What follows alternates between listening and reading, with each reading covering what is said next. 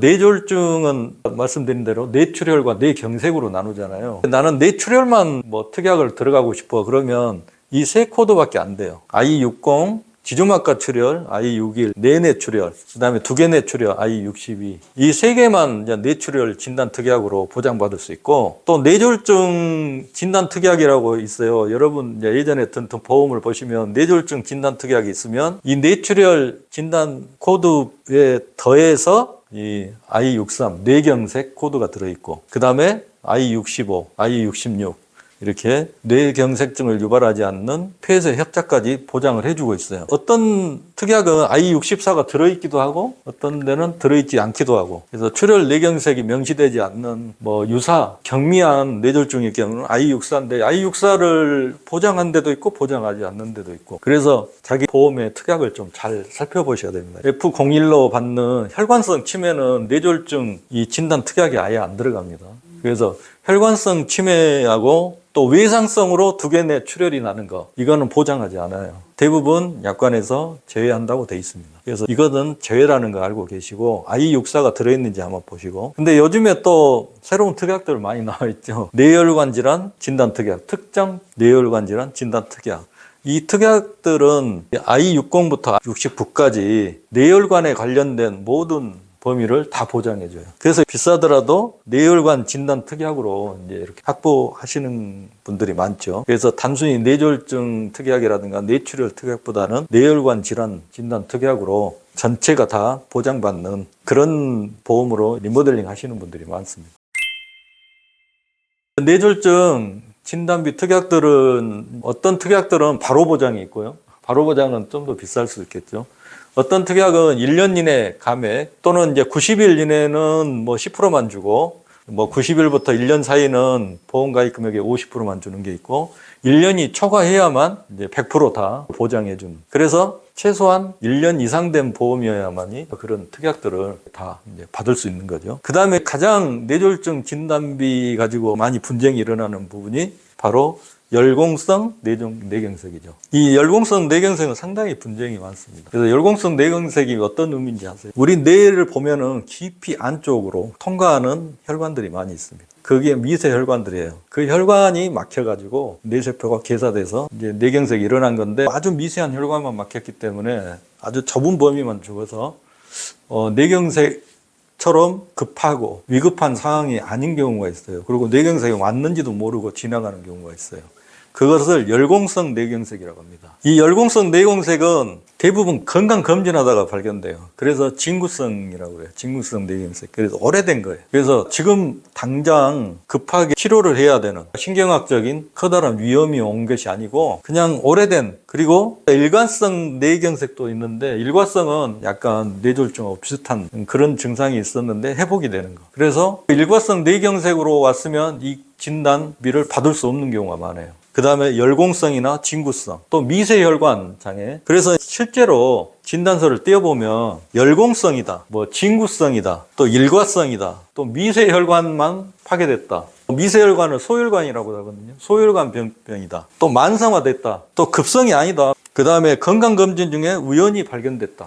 그래서 이런 경위를 다 조사해요. 어떻게 해서 왔는지, 정말 응급으로 왔는지, 그냥 건강검진을 하다 우연히 발견, 이런 것들을 조사해가지고 진단비가 나가다 보니까 부지급이나 감액 때는 이런 분쟁이 많이 붙습니다. 이 열공성 뇌경색에 대해. 이 열공성 뇌경색은 G코드로 나와요. G46.5, G46.6, G46.7. 그래서 순수하게 운동장애만 있냐, 또 운동장애에서 감각장애까지 있냐, 기타 증상이 있냐 해서 열공성 증후군으로 나와버려요. 뇌경색으로 나오는 게 아니라. 증후군이라는 것은 이러이러한 뭐 언어장애나 감각장애, 뭐 운동장애가 뇌졸중의 원인으로 인한 그런 증상 같은데 심하지는 않아. 그 신드롬으로 나와버려요. 증후군으로. 그러면 그 보장 범위 내에 바뀌다고 진단비가 지급되지 않을 수도 있다는 거죠. 그러니까 이거에 대해서 잘 알고 청구를 하셔야 된다. 다음은 치료비. 치료비는 급성기 치료잖아요. 그러니까 치료를 한다는 것은 수술을 하는 경우가 있고 주사제를 투여하는 경우가 있고 그러잖아요. 수술비가 들어있으면 좋겠는데 N대 수술비하고 1호종 수술비에서 해당이 될 것 같아요. 물론 이제 뭐 19종, 18종, 뭐 17종 이런 수술비에도 수가 코드가 맞으면은 보장을 해주긴 하는데 전체적으로 수술의 정의에 맞고 급여와 비급여를 따지지 않고 수술의 종류만 따져서 그 종류에 따라서 가입된 금액을 지급하는 거죠. 그래서 질병 뭐 1호종 수술비가 들어있다면 포괄적으로 다 주는 거니까. 그리고 N대 수술 같은 경우는 정확하게 그 코드에 맞춰서 주는 거니까 그 코드에서 없으면 주지 않는 거잖아요. 그래서 질병 1호종 수술비 정도는 들어져 있으면 좋겠다. 1호종 수술비가 들어있다면 어떤 수술이든 보장을 받을 수는 있다. 그 다음에 뇌졸중 관련해서 제일 저가형으로 설계를 한다면 2대 질병, 허혈심장 주요 치료비, 물론 이제 여기에는 부정맥과 심부전은 제외합니다. 여기에 혈전 용해 치료나 이런 정도 들어있으면 가장 저렴한 뇌심혈관계 치료비가 될 수 있을 것 같고요. 2대 질병 외에도 많이 코드가 좀 부족하죠. 그래서 뇌혈관 질환 주요 치료비 이 특약을 많이 넣죠. 뭐 어떤 데는 뇌혈관 허혈심장 질환 주요 치료비.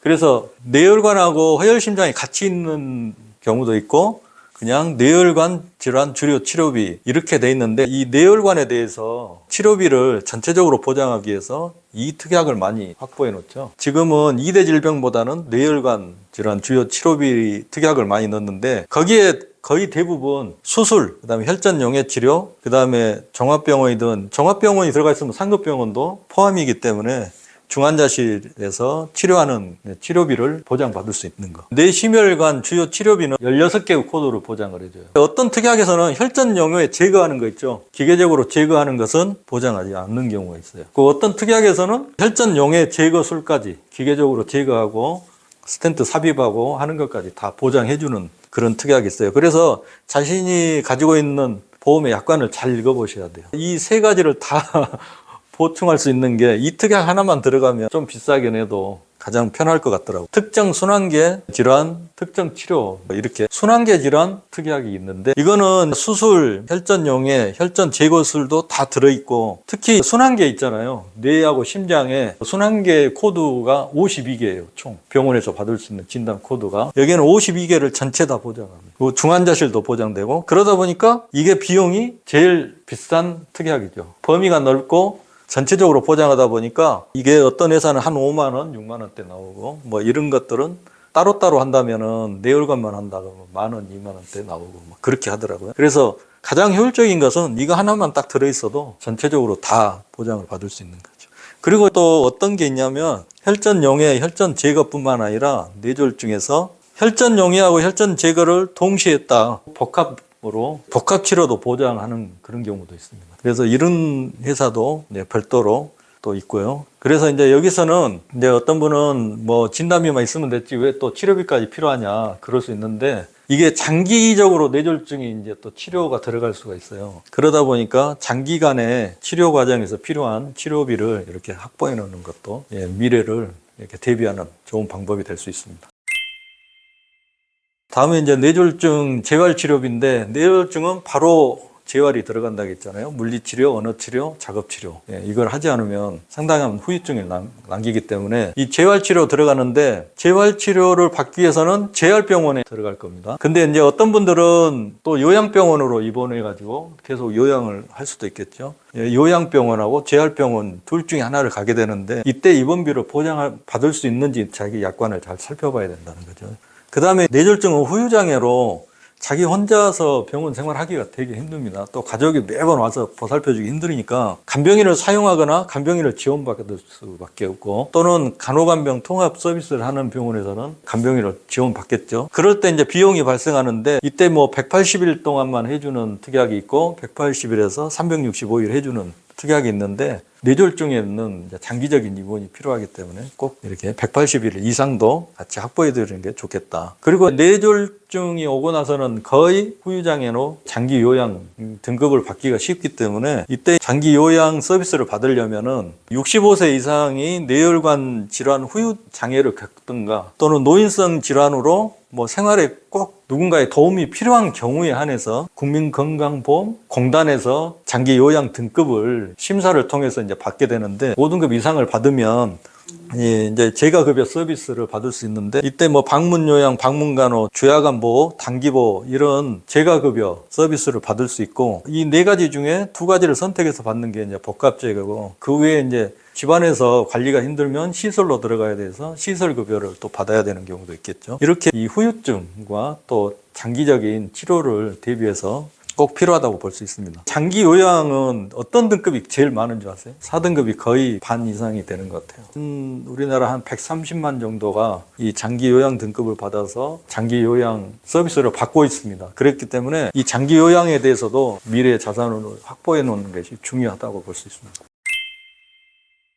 이 빨간색으로 되어 있는 이 부분은 꼭 들어가 있으면 좋을 것 같습니다. 설계할 때 진단비, 순환계 전체의 치료비, 그다음에 수술비, 그다음에 간병인 사용비, 그다음에 복합재가 이 특약들을 잘 살펴보시고 이제 부족한 부분이 있으면 좀 더 보완을 해서 담보를 확보해 놓는 게 좋겠습니다. 보험 설계할 때 이 가성비를 최적화해야 되거든요. 담보는 뭐 한 1억 정도 이상 나오게 하고 20년 동안, 10년 동안 냈을 때 그 담보가 확보되는지에 따라서 가성비가 나오겠죠. 가성비를 최적화해가지고 선택하는 게 중요하겠습니다. 지금까지 건강 설계를 하고 그 다음에 보장 설계를 할 때 어떤 방향으로 할지에 대해서 자세히 알아봤습니다. 감사합니다.